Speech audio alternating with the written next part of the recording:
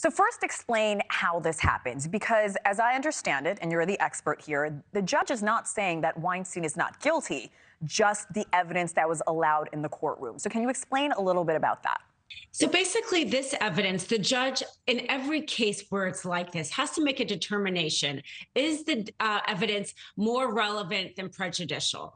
And we don't convict people in this country because they are bad people. We convict them because they did this particular crime. So this type of pattern evidence, motive evidence, as prosecutors want to bring this in because it helps show that the defendant committed this particular crime because the pattern is so similar.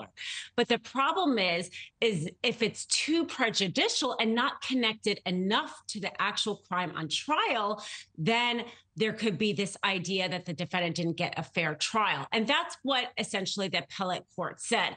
You either brought in too many witnesses or the time frame was too inconsistent, or their stories maybe were a little too inconsistent.